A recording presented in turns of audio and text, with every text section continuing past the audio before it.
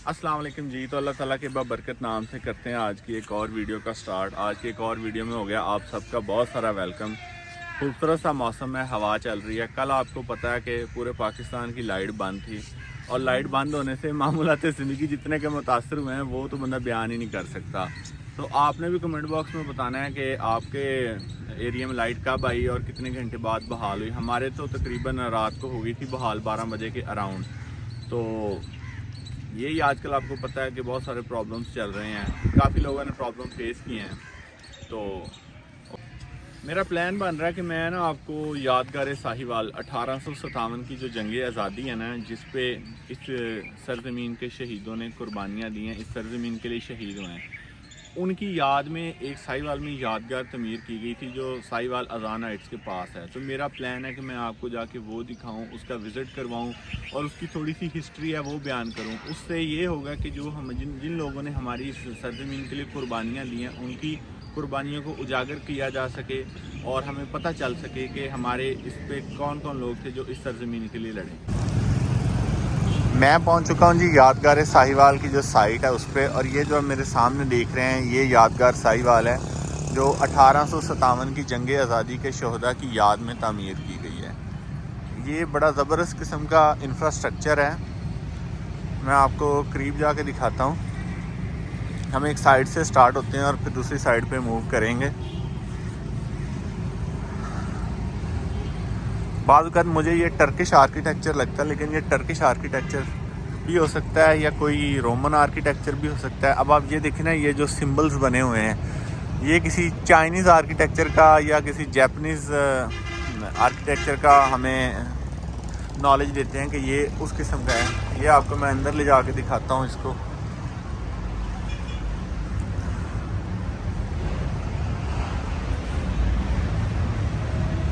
ये जो यादगार है ये एक पार्क के अंदर है, इसके दोनों साइड्स पे पार्क है, मैं आपको वो भी दिखाऊंगा। मैंने इसकी यहाँ पे हिस्ट्री तलाश करने की कोशिश की, लेकिन इसकी यहाँ पे हिस्ट्री कहीं ना मेंशन नहीं है। कि थोड़ा सा होता है ना, तख्ती वगैरह लगी होती है जिसमें बताया होता है कि ये किन साहब ने तामीर करवाई या किस महकमे के तहत ये तामीर हुई। लेकिन अभी क्योंकि ये एक पार्क के अंदर मौजूद है, तो जो PH है, पार्क्स एंड हॉर्टिकल्चर अथॉरिटी, अब वो इसकी सारी मेंटेनेंस कर रहा है और उसी के पास ये सारा है वर्क। अब आप देखें ये भी पार्क है, इस साइड पे बेंच वगैरह लगे हुए हैं, लोग यहाँ पे आते हैं बैठते हैं, और इस साइड पे भी पार्क है, और उसके बिल्कुल बीचों बीच जो है वो इसकी ये यादगार बनी हुई है। अब हम करीब जाते हैं और मैं आपको करीब जाके इन सिंबल्स का दिखाता हूँ कि ये जो सिंबल्स हैं ये क्या हैं और क्या नहीं, कि ये सिर्फ एक खूबसूरती के लिए है। ये देखें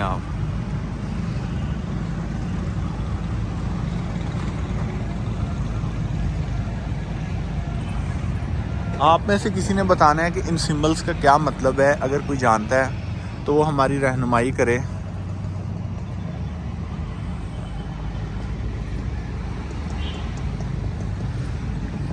ये सामने जी रोड जा रहा है साहिवाल रेलवे स्टेशन की तरफ, साहिवाल का पोस्ट ऑफिस।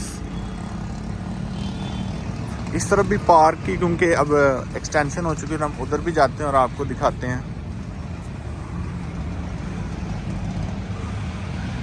एक बहुत ही वेल मेंटेन पार्क है जो इस तरफ पूरा बन चुका है, जिसमें मुख्तलिफ दरख्त लगे हुए हैं, झूले लगे हुए हैं, और इसकी जो मेंटेनेंस है वो बहुत अच्छे तरीके के साथ जा रही है।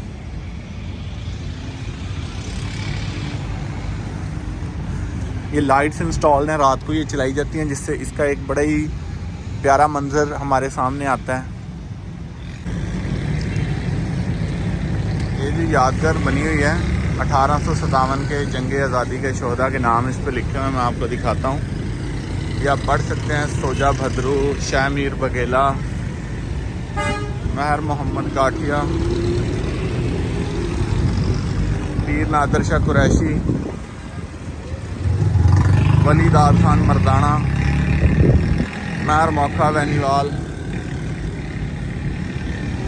और सबसे ज़्यादा राय अहमद खान खरल शहीद का नाम इस पर मेंशन है। یہ یادگار بنائی ہوئی ہے ان شہدا کے نام، یہ پاکستان کا پرچم لگا ہوا ہے۔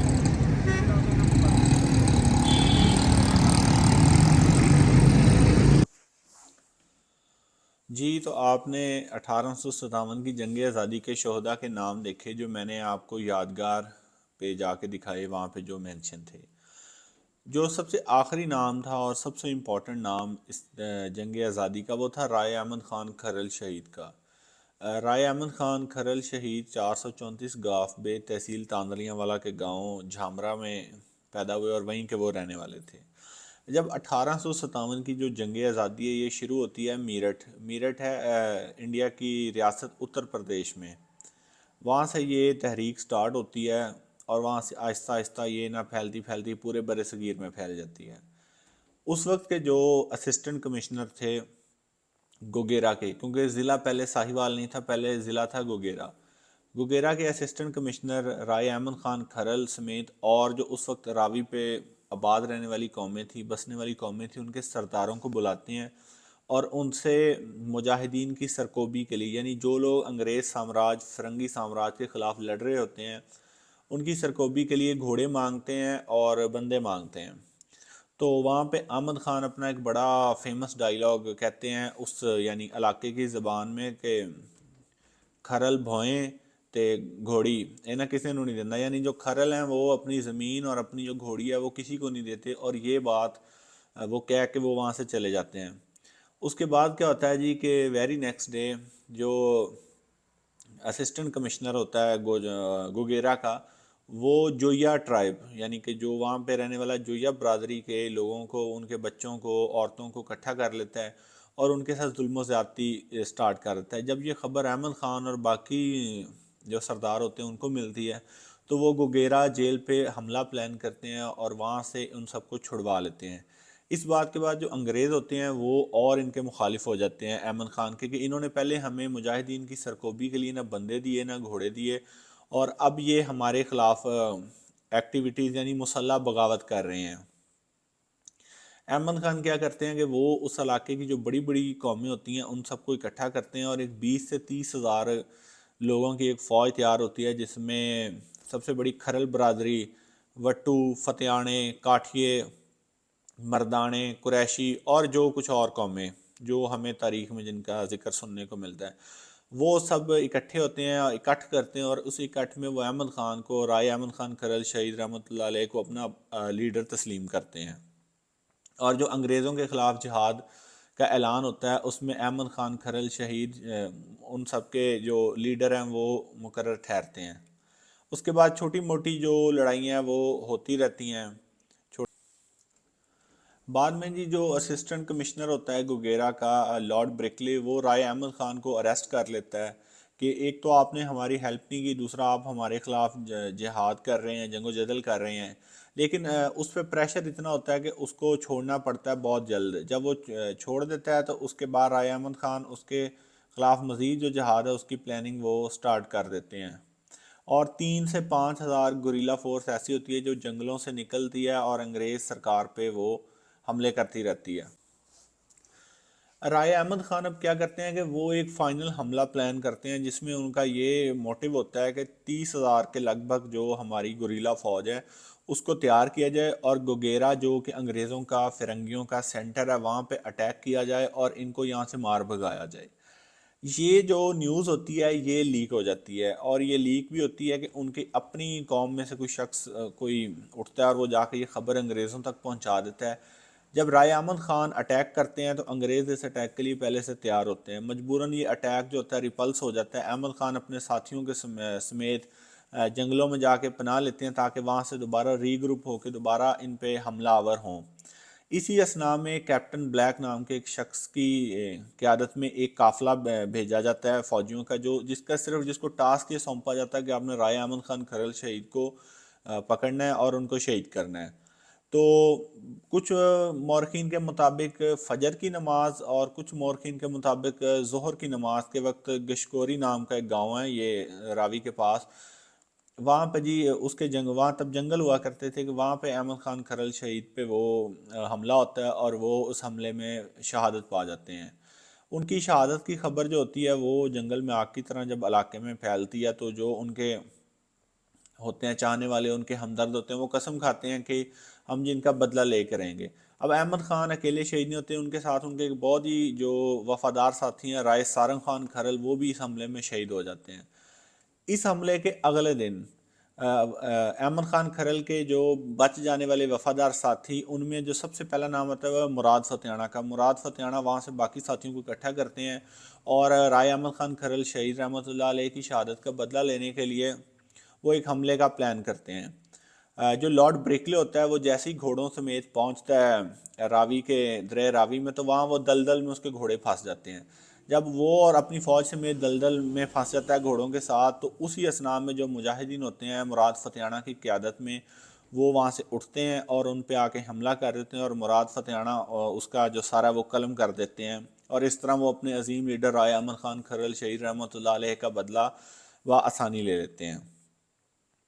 یہ جو رائے احمد خان کھرل شہید اور جتنے بھی باقی جنگ آزادی کے شہداء ہیں، جو یہ ٹرائبز ہیں جن کا میں نے ذکر پہلے کیا، یقین کریں کہ پنجاب کی سرزمین میں ان جیسی بہادری کی مثال ڈھونڈنا، یا یہ لوگ جتنے بہادر ہیں اور اپنی زمین سے جتنا پیار کرنے والے ہیں، ایسی وفا کی جو نظیر ہے وہ ہمیں کہیں نہیں ملتی۔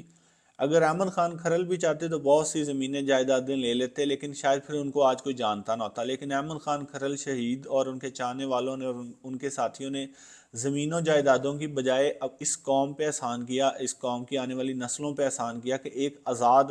ملک میں کیسے رہا جاتا ہے، آزادی کیا چیز ہوتی ہے، وہ ہمیں اس چیز کی قدر بتا کے گئے ہیں۔ اسی قدر کو، یعنی کہ ان کی اس چیز کو خراج تحسین پیش کرنے کے لیے ہر سال مختلف اس علاقے میں یعنی کہ گیدرنگز ہوتی ہیں، ان کو خراج تحسین پیش کیا جاتا ہے۔ اور بعد میں کیونکہ گوگیرا ضلع ختم ہو جاتا ہے، ضلع ساہیوال بن جاتا ہے، تو ضلع ساہیوال شاہی قوم کا جو میں نے پہلے بتایا مسکن ہوتا ہے۔ یہ ساری سب دریا پہ رہنے والی قومیں ہیں، یہ اپنے ہیروز کی بڑی قدر کرتی ہیں،